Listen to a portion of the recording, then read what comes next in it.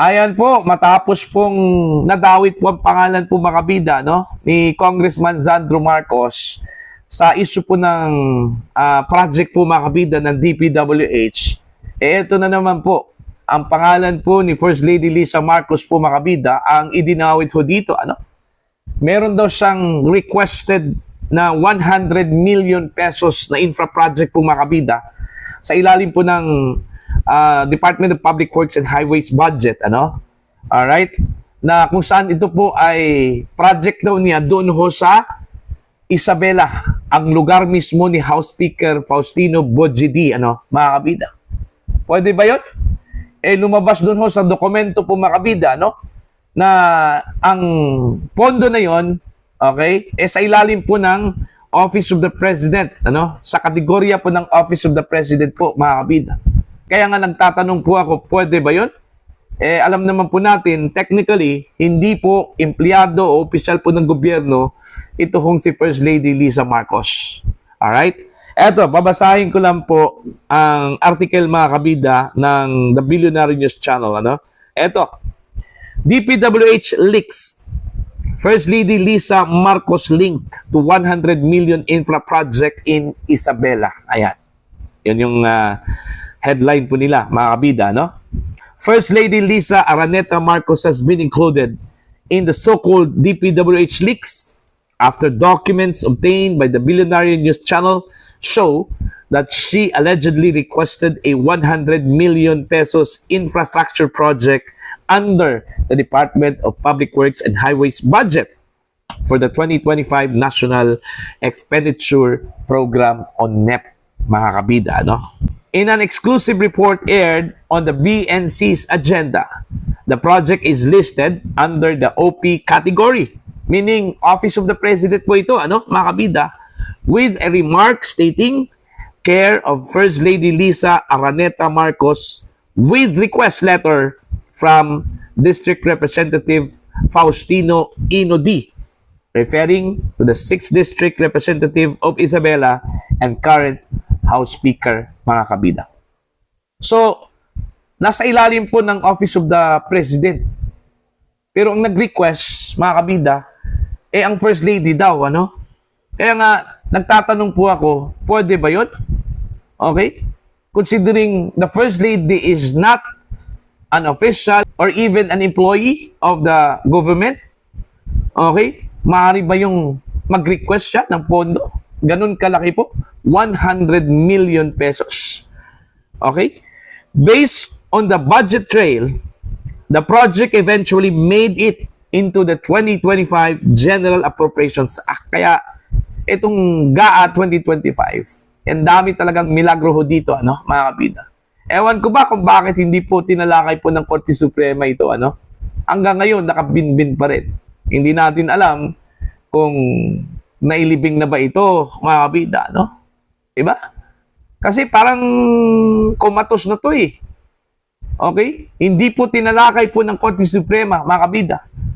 Malapit na pong matapos po ang 2025. Nakabinbin pa rin, ano? Diyan po sa SC.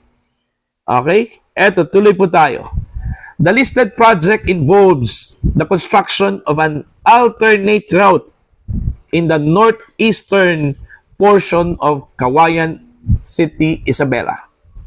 Records from the DPWH website show that bidding for the project was conducted in September 2025, but it was later declared a failed bidding. Bakit po? Okay? Meron po siyang pondo, 100 million pesos na ni-request. Okay? Hindi po natin alam kung ito bang budget na ito, itong project na ito, na-consummate ba po ito mga kabida o hindi, ano? Okay, basta ang sinabi po dito, failed yung bidding. So, wala hong nanalong bidder ho dito. Pag walang bidder, okay, hindi po tuloy yung project, mga kabida. Ewan ko kung hindi ba tuloy yung project, basta meron pong record dito that the First Lady, according to the Billionaire News Channel, has requested a sum of 100 billion pesos daw, mga kabida, no, para sa project na ito, ano, sa ilalim po ng Office of the President. When asked for comment, Malacanang declined to give weight to the documents which allegedly originated from the late DPWH Undersecretary Maria Catalina Cabral. The alleged Cabral lists are still questionable. There is no proof that they really come from DPWH. Unless the document came from DPWH, we could not give the alleged Cabral files any probative value. It is nothing but hearsay and can be treated as mere fabricated documents, said Palace Press Officer Claire Castro. Ito na nga yung sinabi ko po. Since patay na po yung may-ari po ng dokumento po mga kabida, pwede hong gawing rason o argumento po mga kabida ng mga opisyal po ng gobyerno na naidawit po dito sa listahang ito na hindi yan totoo. Fabricated lang po yan. Okay? Kasi hindi po yan kumpirmado kung talagang nanggaling po kay DPWH Undersecretary Catalina Cabral yan. Kasi paano ho mako-confirm yan na genuine, okay, patay na po yung may-ari. Okay? Siya lang po yung bukod tanging makapagsabi po makabida na yung inilabas po ngayon, na mga dokumento na tinaguri ang Cabral files, sa kanya ho nanggaling yun, mga kabida, BNC also sought comment from House Speaker D and DPWH Secretary Vince Dizon, but both had yet to respond as of publication time. The project linked to the First Lady in the documents is listed as a line item, not a budget insertions. This means the project was part of the proposal discussed during House and Senate budget hearings and later deliberated upon by the Bicameral Conference Committee. However, former DPWH Undersecretary Roberto Bernardo earlier cautioned that even projects formally listed in the budget are not automatically free from potential irregularities. According to Bernardo, political pressure may already be exerted during the early stages of DPWH budget preparation.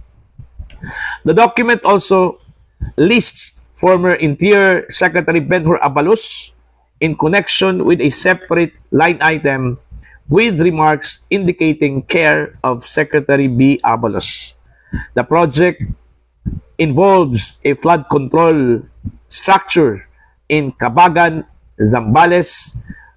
Abalos has said he had no involvement in the project, explaining the issue stem from the complaints raised by his father over damage to the property caused by a river diversion.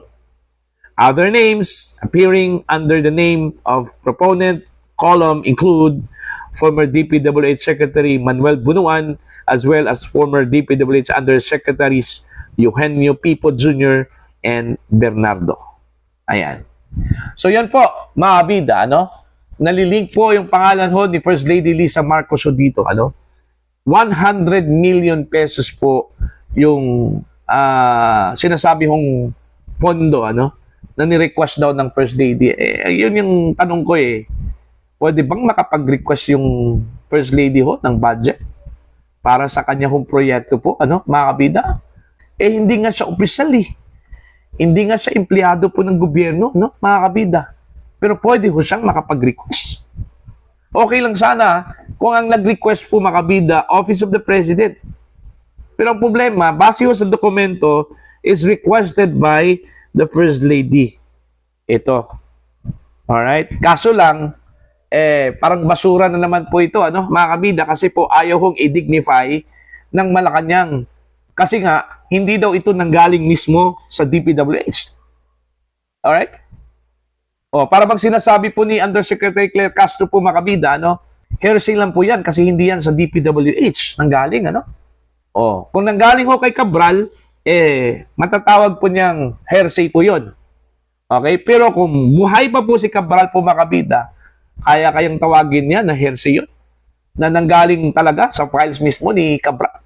Kaso lang po, wala hong makapag-dispute po, mga kabida, dito ho sa dokumentong ito. Kasi patay na po yung may-ari. Wala pong pwedeng magpapatunay po, mga kabida, na itong mga dokumentong ito ay authentic. Pero may sinabi po, ito hong si Congressman Leandro Leviste, ano, mga kabida, kung saan po tinanong po niya, ito hong si Palace Press Officer Claire Castro kung nakapag-usap na ba sila, no, ni Secretary Vince Dizon. Kasi unang-una po, alam po itong lahat, mga kabida, ni Secretary Dizon, ano? Kasi bago ho, inilipat po o ibinigay po ni Cabral yung